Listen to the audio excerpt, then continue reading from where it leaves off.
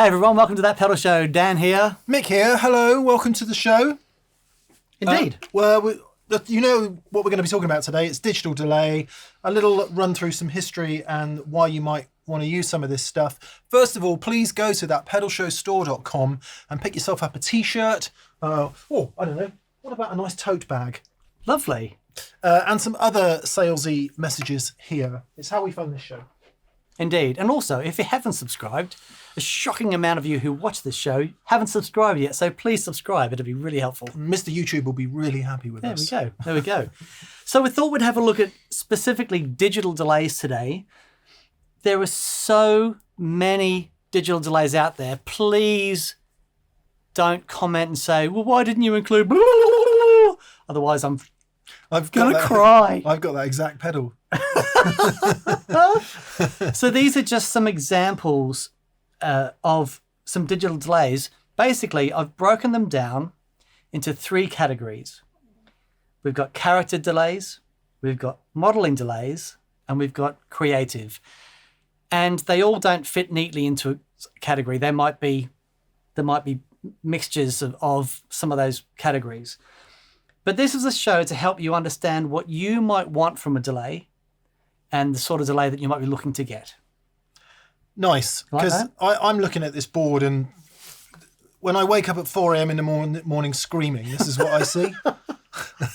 Actually, I genuinely had a dream last night about, we've borrowed some extra recording stuff and I had a dream last night that I turned it all on and puffs of smoke were coming out the back. I genuinely dreamed that. Before that, everything you hear today is going to be in a classic wet, dry, wet configuration. So we've gone to town on the setup. You're going to hear the 2-rock TS1.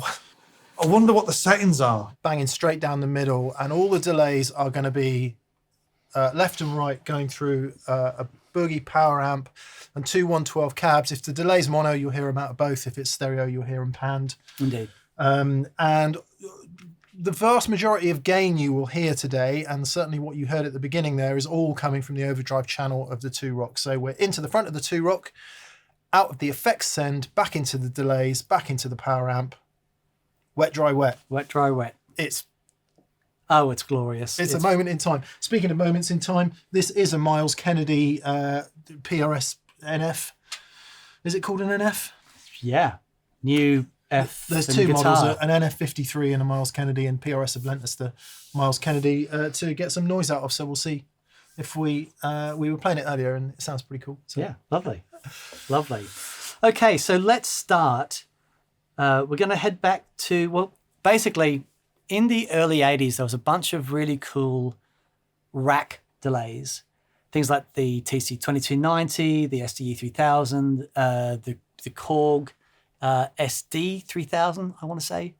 A bunch of really cool old school rack delays. And in 1983, the DD2 was launched, and basically Boss put an SDE, the 12-bit digital processing, into a pedal.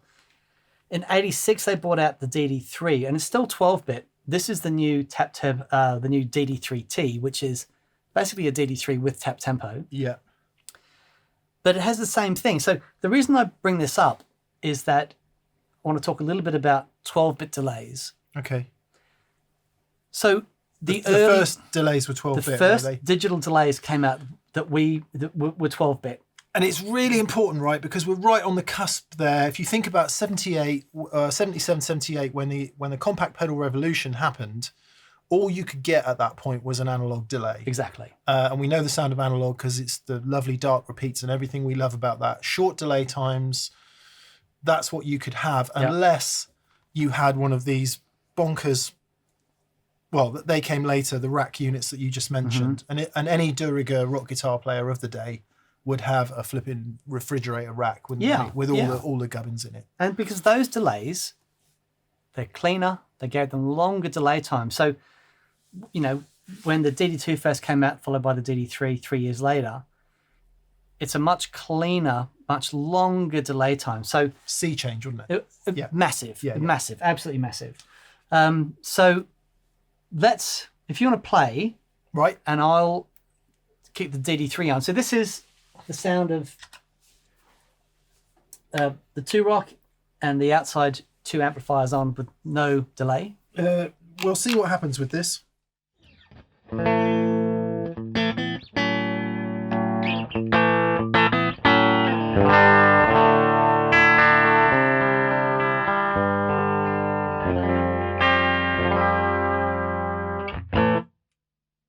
Now, DD3.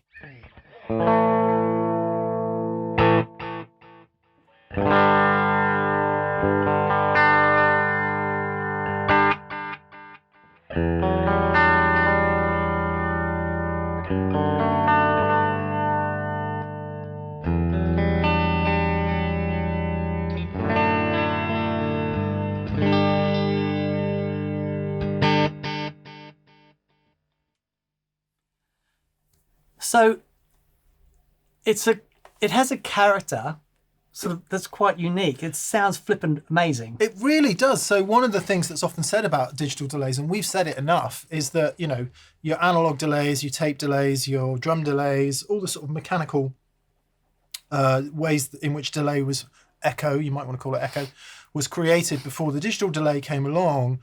We say, I don't know, we use words like rich, warm. Sometimes when those machines were worn, you would get artifacts like modulation and stuff, which we'll come on to. And then to contrast that, we would say that a digital delay is pristine and clear, but that isn't pristine and clear. No, it's not. Because of the processing, right? It's Right. 12-bit, which is, I'm going to max the delay time out on the DD3T, Yeah. so you can hear, I think the DD3's got like almost a second. So if you play that again. Good to know we do have a flying beast with us today. It feels like proper old school TPS when there's a flying beast in the game. Okay. Right. And some bloke on his knees fiddling with pedals. It can only be that pedal show. Getting used to this. This sound I like here with this humbucker.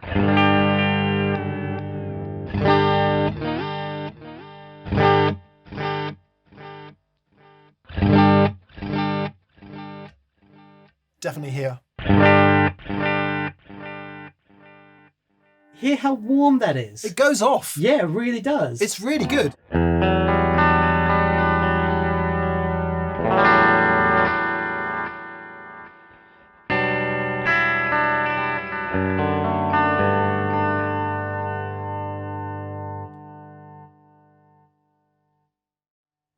And I don't want to tangent too much because There's lots. we've got a lot to get through. Yeah.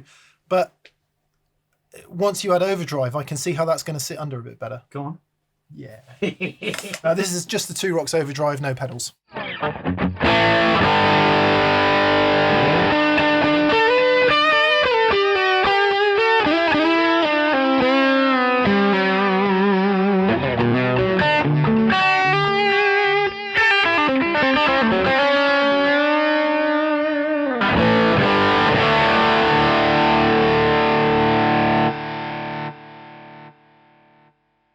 Sounds so good, I've got to turn it up a bit.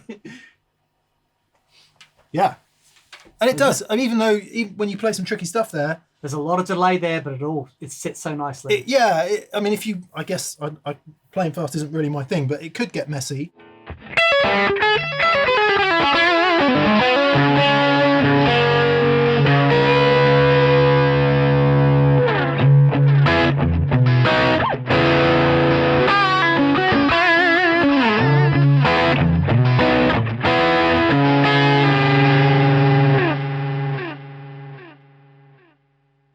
Sounds It's mega. It's Proper mega. absolutely mega. props to the 2-rock as well. We're not clipping, are we, Hayden? Don't think so. No, good. All good. Different signal chain today. I'm going to spend a lot of time on my knees today. Okay, Just- well, I could help. I mean, yeah, sure. But this is really fun. yeah. I know you like playing delay, so you've got to play. I know I will do. So, but you hear that sound. It's not pristine. It's not identical repeats. It is warm, right? The DD3, because that 12-bit processing. Yeah, I mean, I've always just steered clear away of standard and ordinary digital delays because I don't want that. I want some, but I would use that every day of the week. Yeah. No, It's proper. Yeah, really great. nice. Because of it's such a great character. So another 12-bit delay. This is the BIM by OTO Machines, I think they're called. And it's a 12-bit delay in the style of the old rack mount delays. Right. So it's got all of the modulation and filtering like the old rack mount delays, and it's got a really special sound. So I do love this because the UI has been designed by a Martian. with respect. Yeah. But I guess you get used to it. And there's no switch. I love it. There's no switch. Yeah. So it's outboard gear, isn't it? It's outboard gear, but you can control it with MIDI. Yeah. Right? So if you just... This is the... Here you go. We'll go on this one.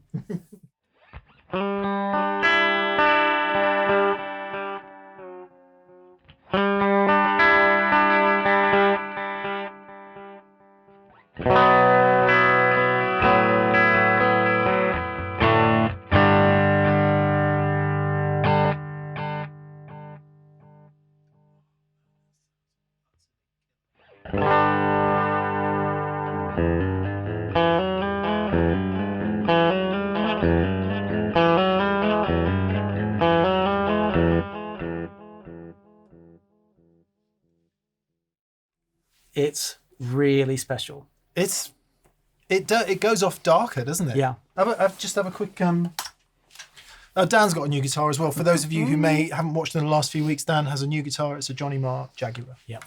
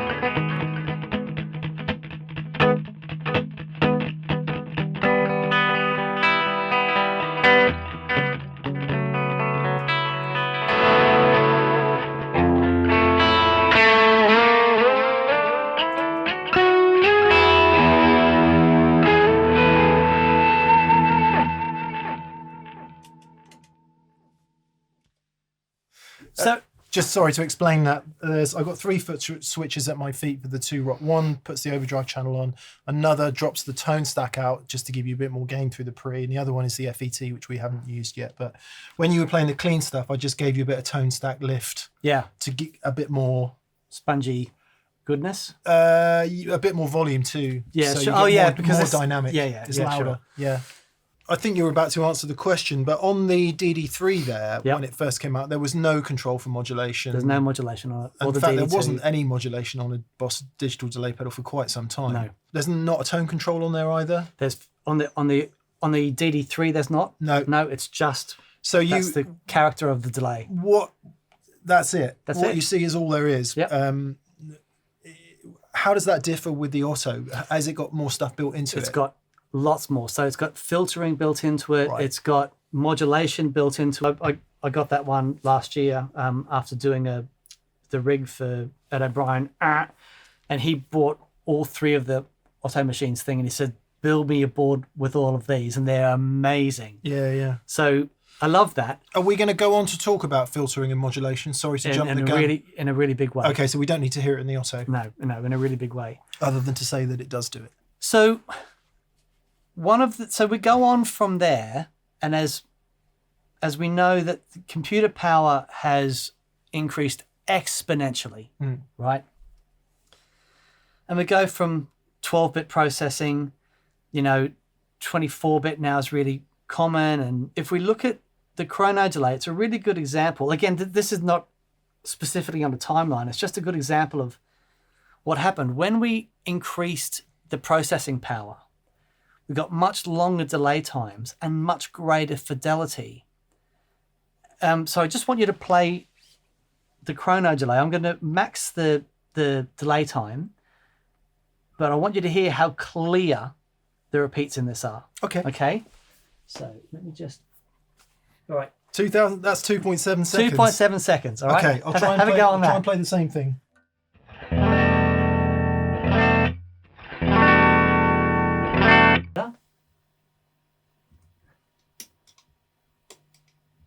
There we go. That's a second.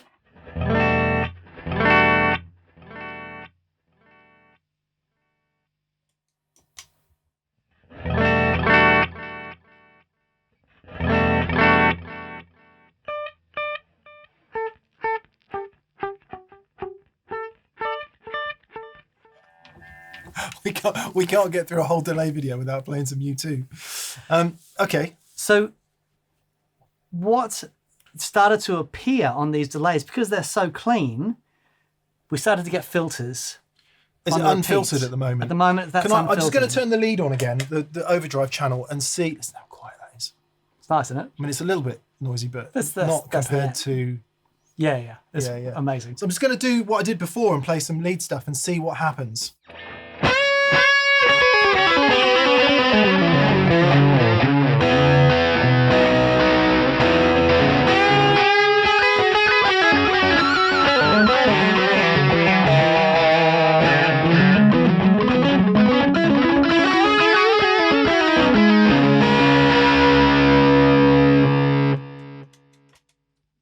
Still sounds great, Yeah. but definitely gets in the way. I mean, I guess you could turn the level down a bit. But you're hearing more of that front end attack and It's not as definitely not as soft and forgiving as the DD3. Right. So because of the processing and the delays became cleaner, what started to appear is the ability to roll off some top end. Okay. So if you play the same thing, and I'll turn the echo hardness down.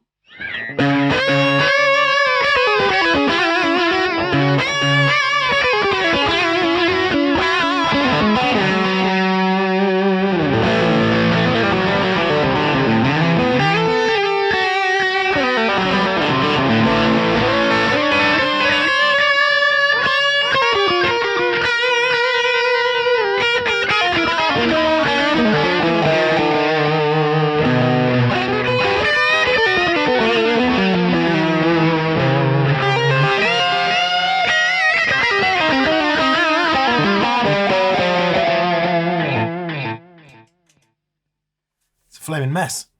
Yeah, but it's still the ability to roll off a bit of that top end. Yeah. There's a thickness to it. I mean, you wouldn't have the delay up. I've got the mix up 100% there. No, and I wouldn't be playing like that with the delay sound like that. Yeah, but you can see without any filtering, it's like so messy. Yeah. Right. Yeah, so the more processing power that we have in the units, the ability to filter that tone becomes more important.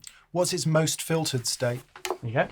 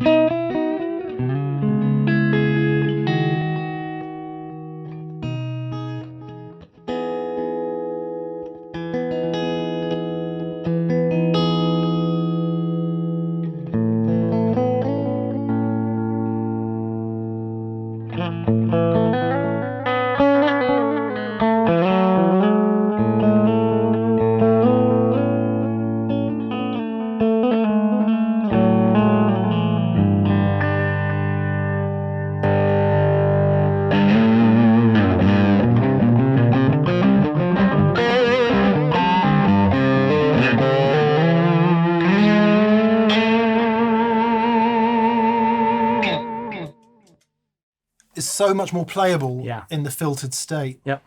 I'd have a one pickup one of these. Yeah. All this kind of dark Right. with this what we've got going on today. Sure. This, Awesome. yeah. There you go. Yeah. Give me a screw and a bit of polyfiller. We could put a little man in here, like Phil X does. Oh, brilliant. Phil We'll X. put a little Phil X in there. Yeah. Awesome. So I really like this guitar. So we get to powerful processing, the ability to filter. And from there, we get the ability to filter and shape the sound really specifically. So the Future Factory is a really good example of this. There are loads of good examples of this, but the Future Factory allows us to add modulation and filter specific frequencies and blah, blah, blah. Dan and I both use the Future Factory for what it's worth. It's my favorite kind of multi-function.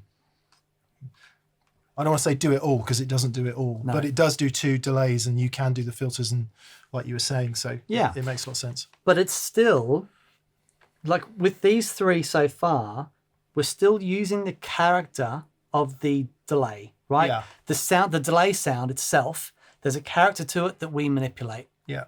You know, right? Have you got any idea how many bits we're up to now? 24-bit. In the Free the Tone. And what about the Providence? Any idea? I think the Providence is 24-bit as well. It is, yeah. Okay. Yeah. We'll confirm that on screen, but but we've doubled the bit rate. I've forgotten how much I like that Providence delay. It's amazing. Yeah. They still sell it, I think, as well. Yeah, they do. Yeah, it's a really wonderful thing. So what I'll do, if you know how to drive the Future Factory, so I'll have a bit of a schwungage, and if you can just go through a couple of sounds that have got just some modulation what I'll do and a is bit of filtering. I need to talk to the microphone. Oh, hail the microphone. We'll start off with filtering. Yes. Okay. Yep. Just press the button for me. Let's go clean to begin with. Yeah, sure. Yeah, okay.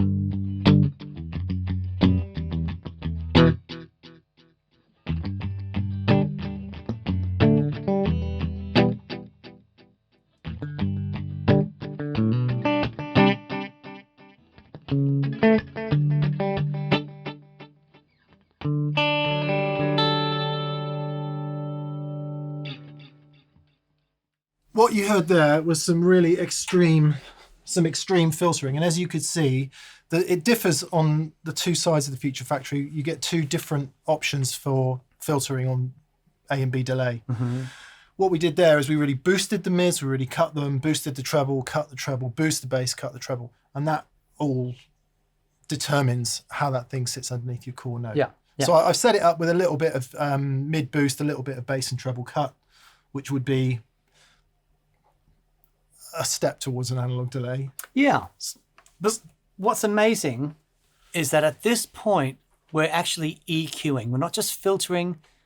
We've got an EQ stage on the delay. And in this, there are 2 separate delay lines. Yeah. You have a separate EQ per delay line. And it works differently, which is slightly annoying sometimes, but once you get used to it. Indeed.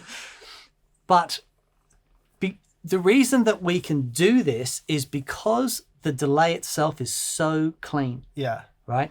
We've got to a point where the repeats, the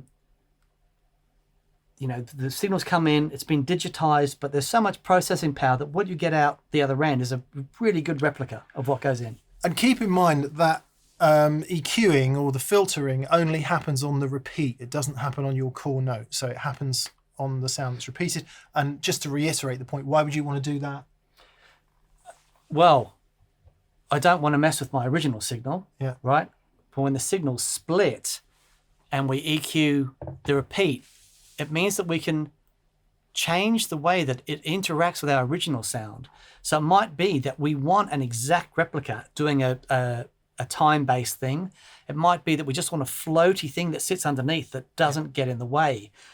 And the ability to manipulate the sound of the repeat and filter it and EQ it in this way is absolutely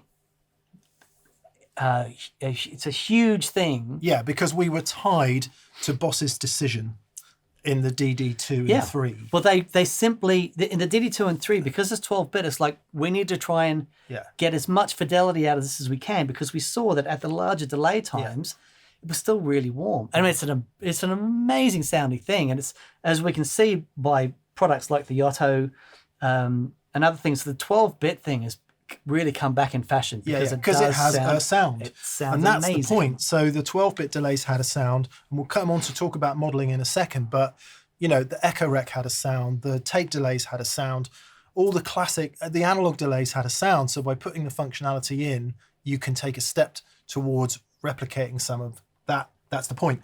Modulation is what we were going to talk about next.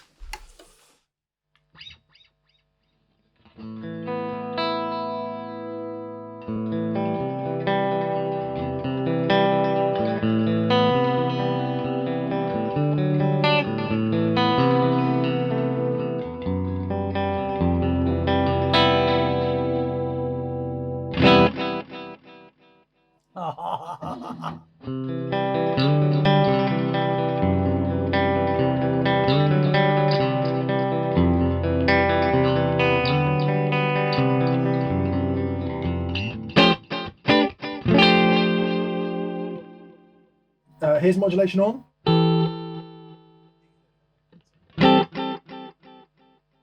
Here's modulation off. And on. You like that? It's amazing. How do you like the rate and the depth? Yes, perfect. Okay. What you need is some overdrop then, obviously. Of course.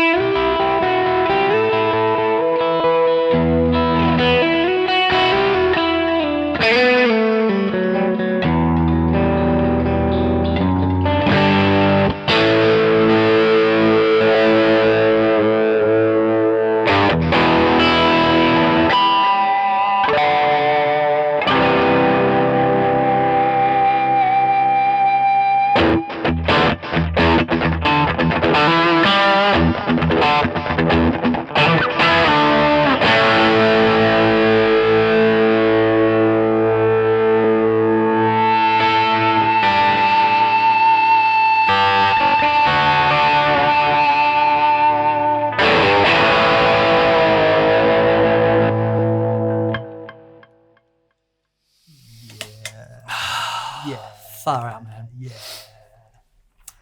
So that modulation, that the altering of the delay time gives us that modulation, and we get that beautiful chorusing effect. It's just magic. Such a great sound. For what it's worth, in the Future Factory, if I can't take a chorus pedal because I'm using a tiny board, I set up a dual delay, one of which is doing a quarter note delay and the other which is chorusing. Which is a really short delay time. Yeah, like modulated. 25 milliseconds or something, modulating up and down a couple of milliseconds. And that creates as good a chorus as anything. And it's Beautiful. a lovely thing. Yeah. So we get a glimpse of the power of being able to EQ and shape the repeats. And then what happens as the processing power becomes, even more, and the ability to filter those repeats becomes even greater, we start to see modeling delays. Yeah. Now, the big one that came out in the 90s was the DL4. Okay, it changed everything. I want to say 96, but we'll confirm here. Just put 96 on the screen. That'll do. It was around then, wasn't it? Yeah. Maybe, might have been a bit later, but anyway. So this is the smaller one, only because I just didn't have enough space to put the original on the board. This is this one, the DL4 Mark II, which came out recently. and it has all the same groovy stuff as a DL4. But what we found was, because we could alter and shape the sound of the repeats, we could start mimicking the sound of delays that we knew. It's hilarious, isn't it? Because what we've done here is done a big full circle. We have. 78, 79. Well, when the first digital delays happened, everyone's like, oh man, those analog delays, they're just crunchy and dark sounding. You and couldn't give them away. Don't like it. Yep. It just sounds broken and awful. Look at this lovely, pristine, although as we've just discussed, not necessarily pristine sounding digital delay. Isn't this great? It's so clear and nice. Fast forward another 10 years. You know what? All that old stuff sounded really good. Maybe we could use the processing power to recreate it. Yeah. Yeah. And the DL4, it was suddenly you could have the sound of all these delays at your feet in one box. In one machine. And it was a massive step change. Let's have a look. It's been a while. How do I know if I'm... Oh, I see. Yeah, I know. Yeah. I know. So you want to go on the green ones for the legacy. Yeah. So this would be an analog delay model with modulation.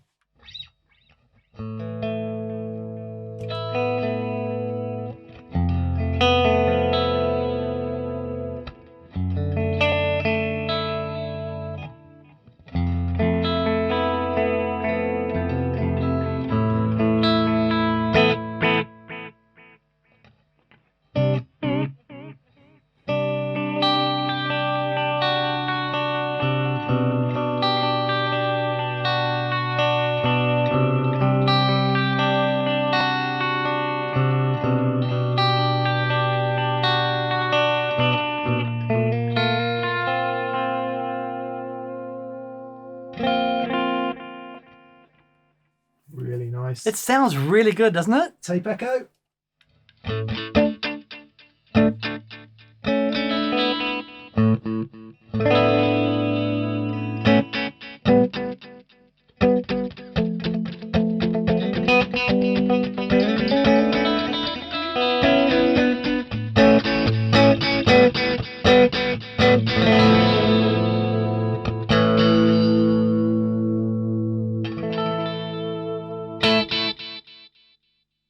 Hear the distortion on the end. What you heard me check in there, the tweak and the tweeze. Many of you will know this. Lots of delay pedals have this. The Echo system from Empress has got something called Thing 1 and Thing 2. Yep. And they will vary different parameters depending on the type of delay you've got set. One of those was a tone control. I think the other was the overdrive or the knackeredness of the delay. Yeah. Couple more. Let's say the multi-head.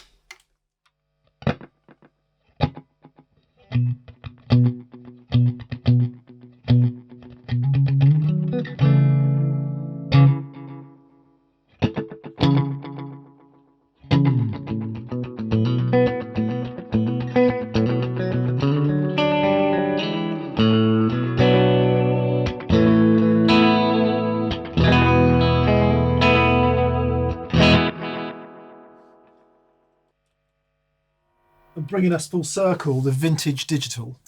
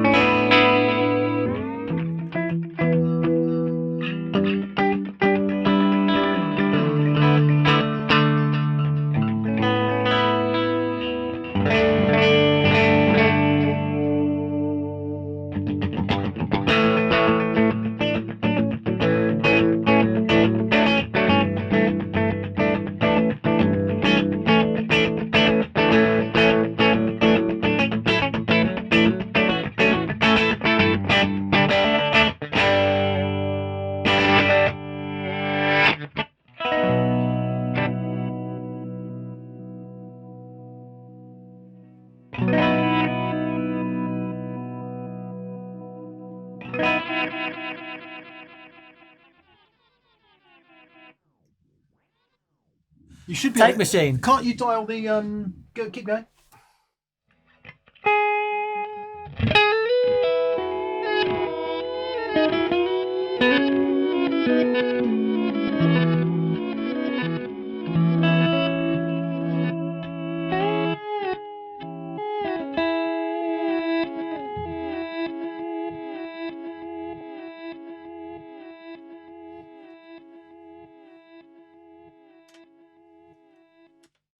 I was looking for kill dry Okay. because it's a reverse.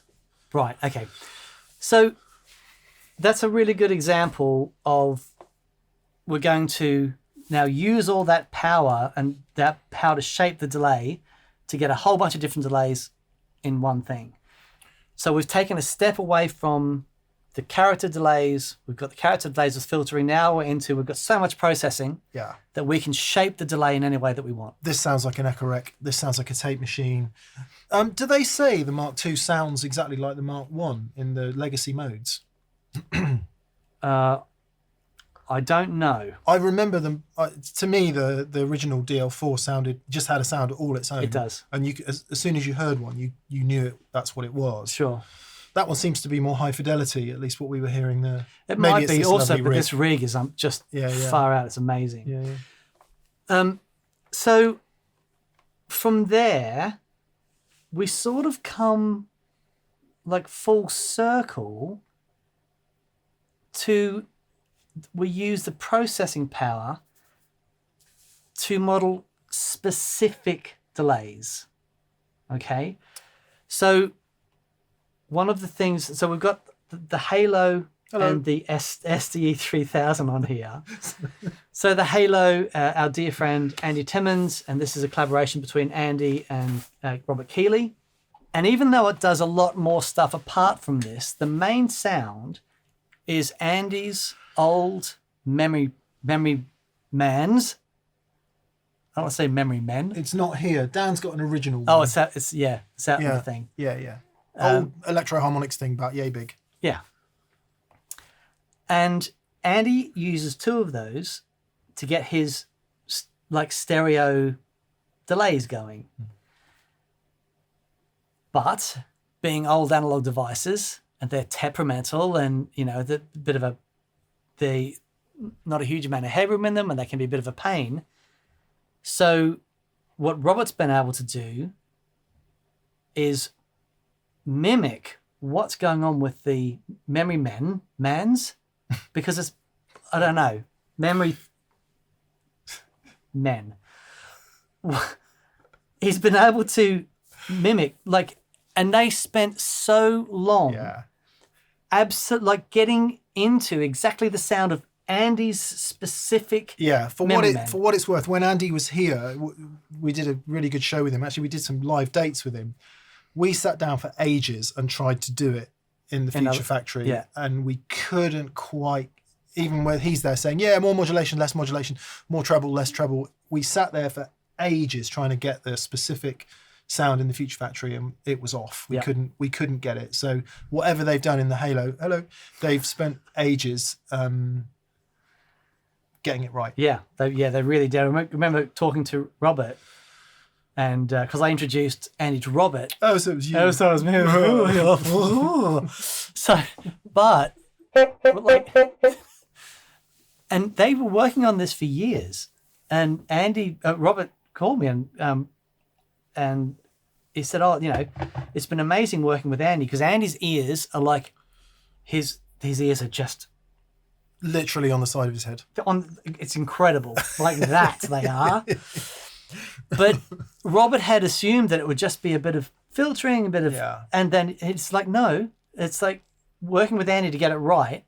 And Robert absolutely loved it, having someone of that who could hear things to that specific degree. And had a very specific, because bear in mind, what we've done is come full circle here. So we've said, old school analog delays, which is what the memory man is. When you play it, it sits underneath, creates a halo. Mm-hmm. Digital delay, too prominent, all the stuff we've discussed so far doesn't sit out the way and underneath. But the thing with the dual memory man type delay, you would swear it was reverb. Yeah, absolutely. Because it sits out the way. Yeah. Go on then, Sunshine. Okay, well, obviously I'm not going to play like Andy Timmons.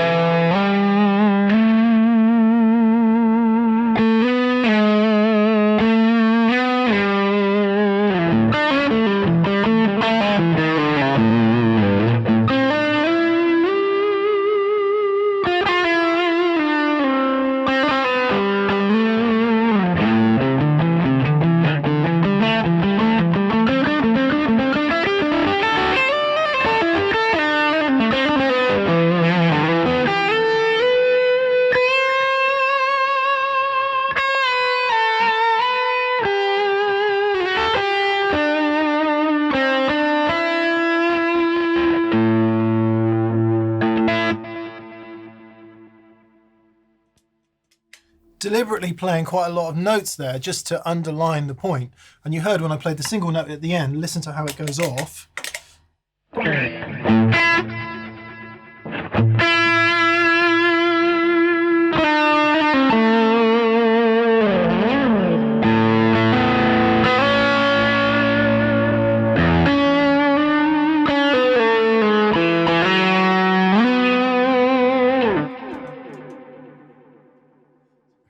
It's not my thing at all, but I could just keep doing that all day. It's astonishing.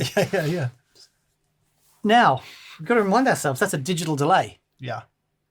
You know, or the processing power in that is used to mimic what's going on the way Andy uses his memory man, and it is amazing. Once again, props to the 2-rock. All that overdrive was just the 2-rock. It sounded pretty. I mean, I hope it comes across in the recording. It sounded pretty special. It has sent me into an existential crisis. Nice. What is it? Can I just hear it with red a minute? Yeah, sure.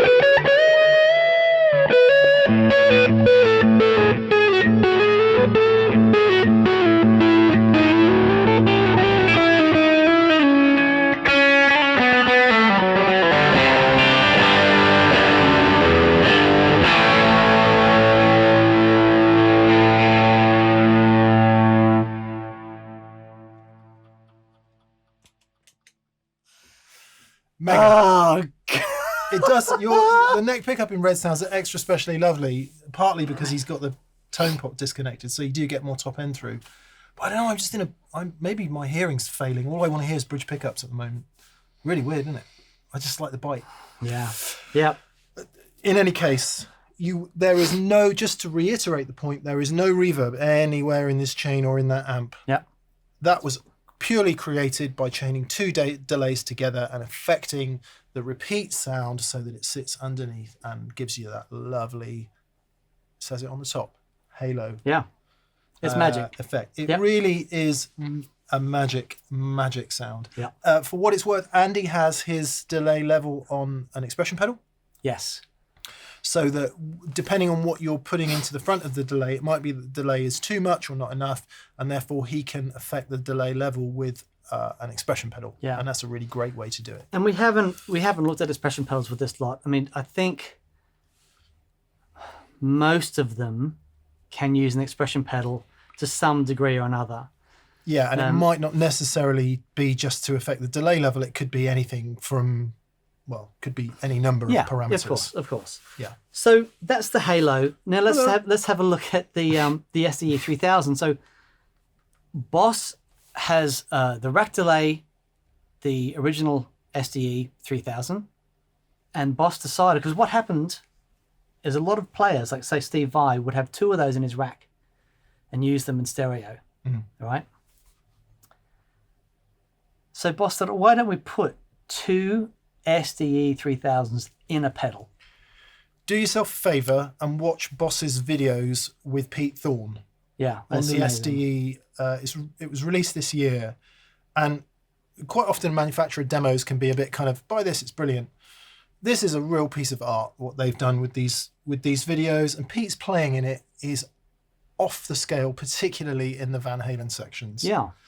So Eddie Van Halen also sort of used that technique with the SDEs. Yeah. And there's a Van Halen version of it that includes a third output for a center dry. So what we've done here manually, you can do automatically in the VH version of this. Yeah, but here you go. Have strong knowledge on this. Oh God.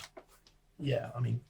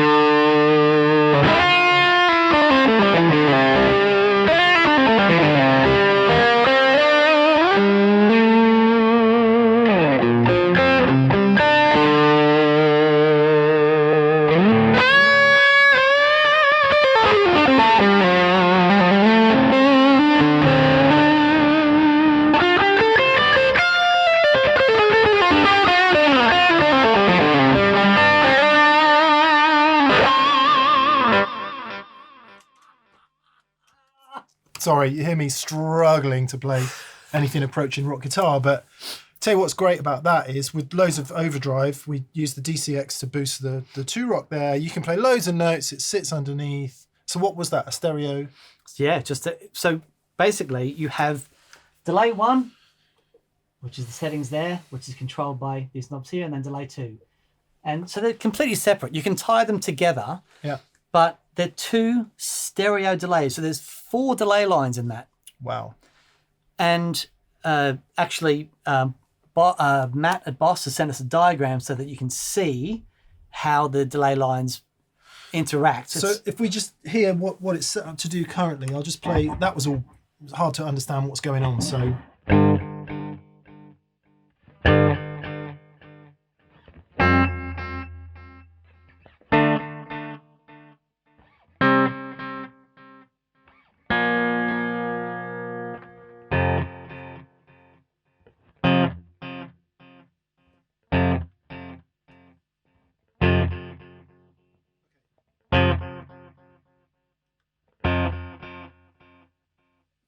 Is that a dotted eighth and a quarter note?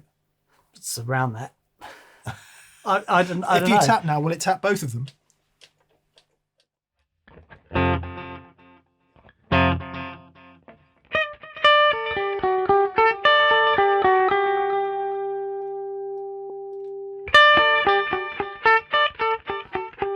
It's set up to be on the quarter note as opposed to, So it's, okay. Yeah. Totally killer. Doesn't it sound amazing? And again, this isn't 12-bit like the original. This is like 32-bit floating point, I think they call it. So you can affect, it's got modulation in it. Oh, yeah. And you can affect the so here we tone. Go. We've got, so it's got filtering. Yeah. And you can reverse the phase of one of the delay lines as well. But you can't go in and specifically change the the EQ. But you can filter. But you can, so there's a filter on it that softens it off a little bit. I'm looking at my watch, so I've got to go and pick the dog up. So here, before we just break briefly, I'm going to test Boss's UI. Dan and I were having a conversation about UI earlier. Let me see in 5 minutes if I can work it out. Dan, you play. I'm going to see if I can get a filtered sound with repeats. With modulation. Can I give you one quick hint? Yeah. Delay 1. Yeah. Delay 2. Great. I'm going in. All right. Turn me on, baby. You look so lovely today. Would you like to go out for dinner? Here. Tastes more than that. Have a rose. I've got a Ferrari. I'm yours. Awesome. Get your kit off.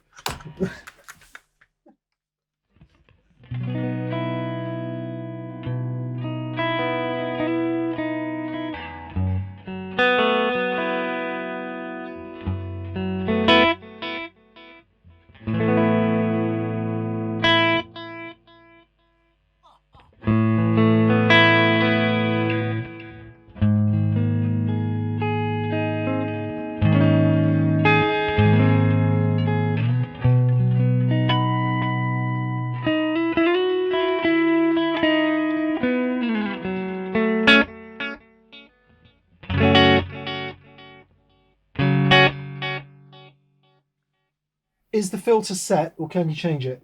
Do you have to go to setup? I think it's in setup. Press setup again. Press it again. And so Up and down? yes. That's stereo. Okay, so we need to go back. There you go.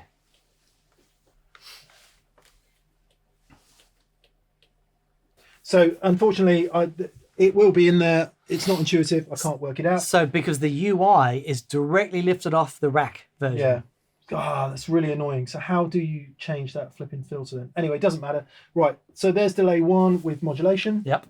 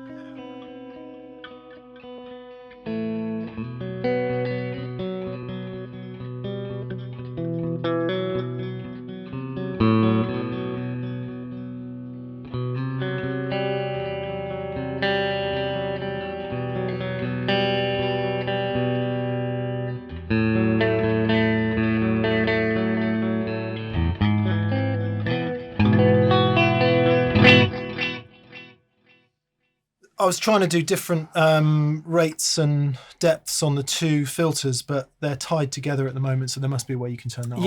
Yeah, there is. Yeah. Okay, need to read the manual. But the idea behind having this in there is just to show you that what Boss have done specifically with all that digital power is say, we love the sound of the old SDE. Yeah. Let's put two of them in a pedal. Yeah. And let's digitally manipulate those repeats to sound like the SDE. Yeah, it's really magic. We had Simon McBride in just recently who's using it in his rig, and if you want to hear it It does sound magic. Because he had the old, God, goodness me, I'm struggling here. He had the old rack units and loved them so much, and he's really happy with this. So Yeah, it's really great. probably worth a deeper dive at some point. And we absolutely will. And I do need to read the manual. It annoys me when I'm beaten by UI because, like the the Freezer Tone, I didn't need to read the manual. Yeah. Everything is on there. You can see it, even though it looks complex. There's no diving around required. It's absolutely obvious how it works. So this is one thing, right, that we will get onto this because what I want to do, there's going to be another show. A lot of people will be asking, why didn't we have the LVX on here? Yeah. The point that I wanted to make with the LVX, I can actually make with the Meris Polymoon. So there's method behind my madness. There's another show about the do-it-all delays, right? Whenever you see a comment about the LVX, it always says, it's not a delay. Yeah, because it just isn't. It's a multi-effect with lots of delay stuff, but it is, I mean, we could, like today, we would only, it just would give the LVX a massive disservice. Yeah. Just like we've done to all the others. Well, a lesser disservice. But this is basically to tell the story and to show you, is it a character delay that I'm after? Do I need somebody that's all singing or dancing? So moving on from here, I can illustrate those points I need to make with the Polymoon. And this is a good entry into talking about creative delays. Right. Okay. And these are delays that you wouldn't be able to replicate in the normal world with just a bit of filtering and some repeats. Okay. And I think a lot of us were introduced to those sorts of delays with the timeline. So I know that, when I first got the timeline, and I've been using it for over 10 years, and some of the sounds I found in it were so inspiring and so unusual. Fair to say, perhaps, that the timeline was the kind of, a lot happened in between the DL4 and the timeline, but the timeline was like, this is how you can do it. Yeah.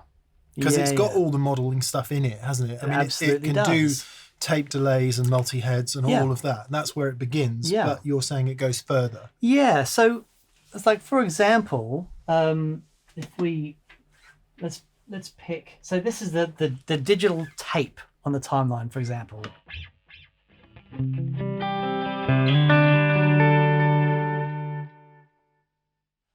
A perfectly acceptable emulation of a tape delay.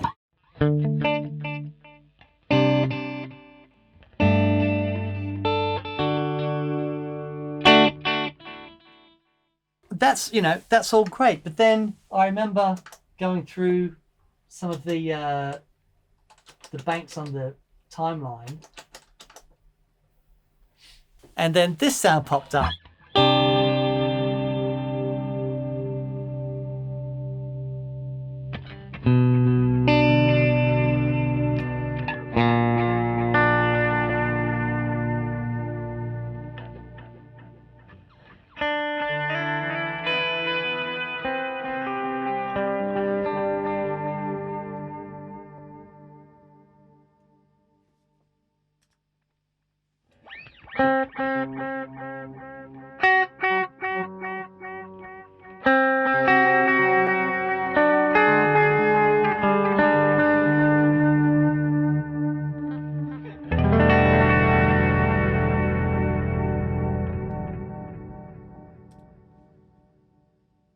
So pitch shifted repeats. Pitch shifted repeats, and then we get into the world of shimmer. So if we change what's going on with the that's like an octave lower, but if I go into the memory, the interval, and I start going to an octave higher, or say even a perfect fifth higher,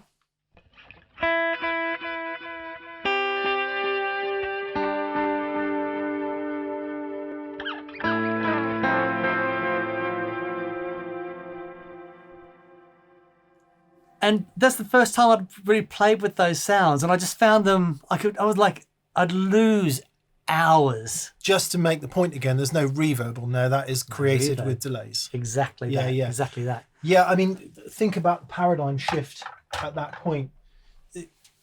No doubt this sounds like that were available by doing other things and manipulating studio gear and all of that, but to pack it into a small pedal, relatively small pedal, and have it at your feet was quite the game changer, wasn't it? Timeline remains immensely popular. Yeah, because you've got all those fundamental delays, but then the ability to, to have all those sorts of sounds. Now, another sound that I really like is this swell sound, where it cuts off the original signal.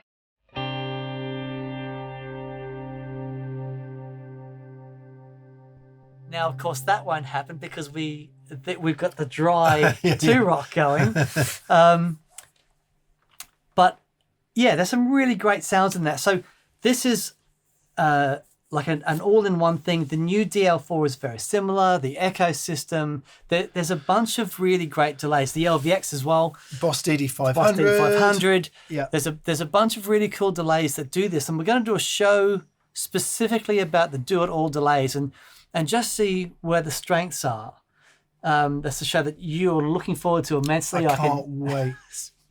So we go because I come from a world of don't do it all, do one thing well. Yeah, right. Yeah. And when anyone says do it all, what usually happens is you buy the do it all device and you end up using 2 patches. Right, and that's the question. Yeah. Right, and that's kind of the long way to get to sort of where we've got to here. It's like, do I just need a delay that's got a bit of character? Do I want some that's got loads of filtering and modulation? Or do I want a delay that does a bunch of things? That's the question, isn't it? That's the question. Because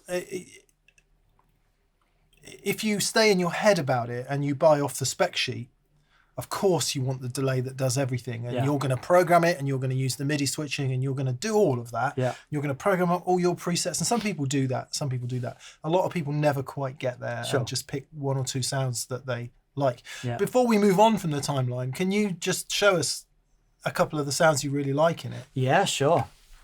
So because you used this extensively, didn't you? I've used it for 10 years. I've done for even longer than that. It's heavily featured on Tin Spirits albums. One of the features that I really liked.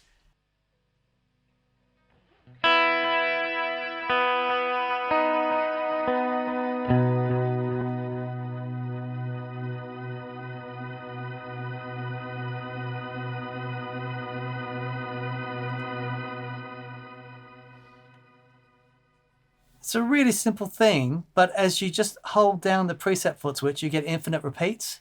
Right. And I thought every delay should have that. Quite a few do now, yeah. Yeah, and it was just like, oh, it's great. There's a built-in looper in it, similar to the DL4 that I used all the time. Let's see a couple of other sounds. Okay. So one of the things that the timeline does is it has some different effects that they put on the repeats. So this is a tremolo on the repeats.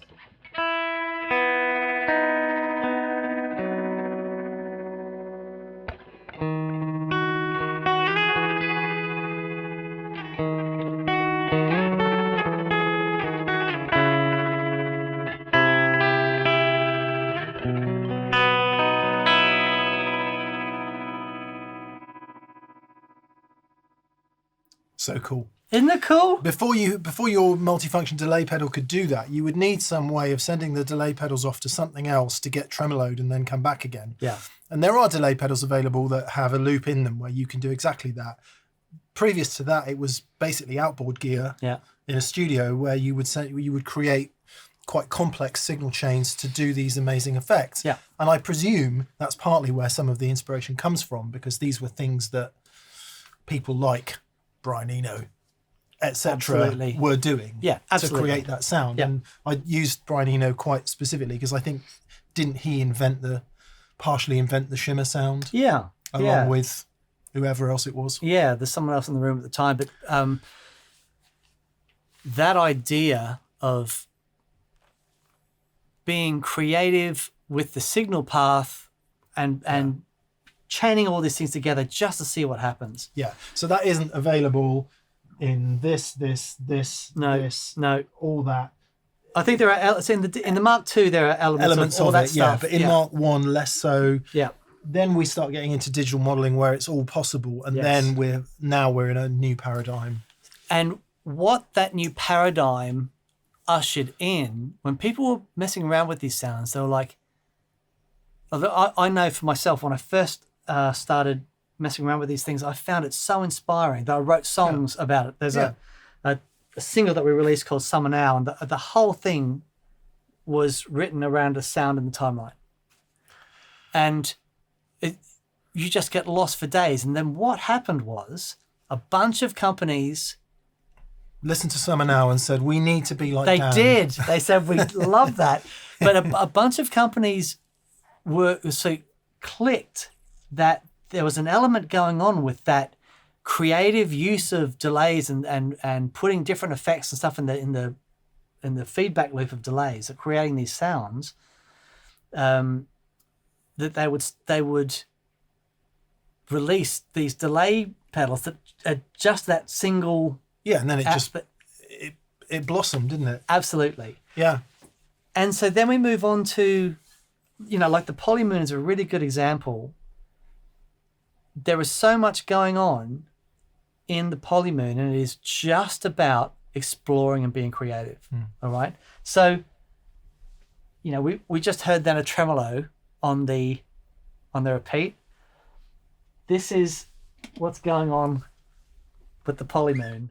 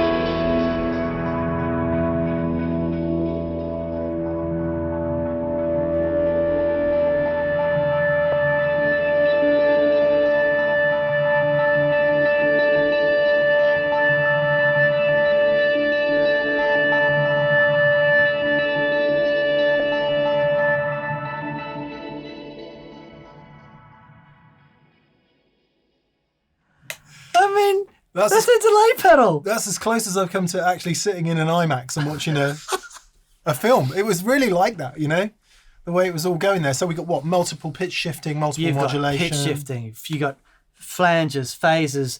There's this distortion. It's extraordinary. Quite good for country picking, probably.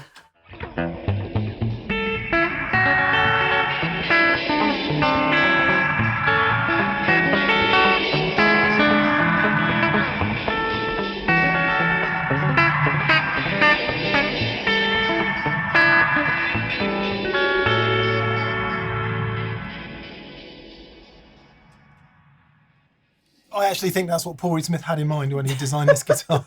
And it's definitely what Ray Butts had in mind when he designed the Echosonic amp. Definitely. But oh, man. I mean, yeah, and then it's up to you at that point, isn't it? Yeah, it's how far down that rabbit hole you want to go. There are some amazing demos of the Polymoon online. The pedal zone, they go into it extensively. But that little box, there is so much in that. I mean, And it's not about, okay, but can I get a nice sounding 12-bit delay from it? It's about just exploring things and let you know the ambient sounds like overtaking what you're playing, and it can do all that stuff, but that's not the strength of this unit. Not what you want it for, no. And it's an interesting crossover, isn't it? Because before that, maybe some of this stuff was available via plugins, or maybe it was easier to achieve via plugins in your DAW, or whatever, however you choose to record. And that's quite an interesting crossover point where the tech, I mean, it's been available for a long time, not suggesting it's anything immediately new, but is now available at your feet if you've got the creativity to use it. And I guess that's where I fall down, because in my head I still hear classic rock, blues and pop guitar, which doesn't have that on it. No, but it does have that and that and that and that. Yeah. You know, so again, it comes back to, actually, I'm not going to buy that if what I'm looking for is a really nice slapback. Yeah. However, if what I want to do, you know, I've got 15 minutes a day to play guitar and all I want to do is sit down and play one chord and just be taken on a journey. Yeah. Every day of the week. It's amazing. You know, like, to me, I don't think I can't hear that sound and go, I completely understand what's going on there. No. You know what I mean? Because you would have to really get to grips. And if you think about, so the LVX is like 10 of those in one pedal. You know, what it can do is astonishing. But again, it's like, okay, it is astonishing. I was like explaining Channel 4 to my granddad. There you go. He's like, what, 4? Another channel on telly? After, there was 3. Yeah. Fourth. Yeah, and they swear on there. What? This is him saying 10 LVX is like, you've got to, yeah. And then so comes the question, what is the application? Do you have the creative nous to use it? Are you brave enough to push? And that's really exciting, you know. It's super exciting. Yeah. Because this will be completely, apologies for sounding like an old fart, but we kind of are. Or I am. This will be entirely native and normal and everyday. Absolutely. To someone who is essentially born into it. Yeah. And that whole world of ambient music, I mean, you know, I think that's something that Meris absolutely excel at. I know sorry, too much tangent, we'll finish now, but it's such a problematic term, that ambient music. Because all music is ambient, right? It can be. And what Enrico Morricone, or whatever his name was doing in spaghetti western soundtracks, sure, was ambient music. I think it's like a false dichotomy. Yeah, I guess all music makes me feel. All music puts me in a time and a space. So okay, I guess what I'm saying is to push the Polymoon off and say you can only use it if you're ambient. No. Yeah, I could hear that on pop records. I can hear it in. Yeah, sure. You know, it's about textures. Yeah. You know, and it's about being, you know, as you say, being creative. But it's to show that we got there by, and the reason we're able to do that is because the digital processing became so powerful that, you know, you got to remember that with every single one of these pedals, there was programming involved. You know, there's software that goes into saying, okay, this is how we're going to do these repeats. Okay, we need to do this bit of filtering because the signal's going in to these analog to digital converters. It's all converted into ones and zeros, and then comes out the other end. But there's one really important factor to say on all of these pedals. They all have what's called an analog drive-through, which is the signal that goes in stays analog. It is split. The split part of the signal gets digitized and processed, and all of that wonderful sound they create gets put back to a digital to analog converter, and that is mixed back on top of the analog signal. Even the DL4 Mark II? Even the DL4. The DL4 Mark I has analog drive-through. Are you sure? I double-checked it. Absolutely really? sure. Yeah, because that was one of the big things in it. And I thought, no, that's not right. And I went back and double checked. It's like, it does have analog drive. We are going to talk about that. We talk about it all the time, but we are going to make a simplification video on it. Okay, cool. I suppose the title of the video might seem a bit odd because the vast, vast, vast majority of people are using digital delay. Yeah. Because they're either using a modelling device, an old Boss Stomp box that they still have, yep, or something else. And it's analog has been pushed into this. I play a true analog delay because whether it's a carbon copy or an ARDX20 or any of the other brilliant analog delays out there, Oracle by Mythos, etc., etc., etc. Once that was the only choice, now it's very much a stylistic choice. Yes. But actually, the main of the market is a device. Either simple, yep, or I don't want to say complex, with extensive possibilities. Very good. Very good. Nice. Yeah. Nice. If you had to have just one of these devices, which would it be? So at the moment, Yeah. I don't have just one, I have two. Right. Right. I am using this. Yeah. And this. Yeah. So I've got the Otto in the same loop as my reverb, controlled with an expression pedal. Okay. So you can have it on and off. So I can have it on and off, and that is like 90% of the time. Yeah. But I'm using the timeline for some of those extraneous sounds. The timeline, I'm putting the timeline up against the LVX for some of those things. But that's the quick discussion about user interfaces. Like for me, because I know the timeline, and because I'm sort of using it sparingly, I can get into it and twiddle things around. For me to sit down and learn a user interface, is a really big deal. Yeah. So like you were saying before, if one of these sounds is like, it's like, oh, that's amazing, and you feel that inspired that you've got the energy to sit down and actually learn how to use a thing, that's the big deal. Yeah. And that timing is worth it, isn't it? Absolutely. If it is worth it, if it's going to create results that you want. I think I'd have the Otto and the SDE. Yeah.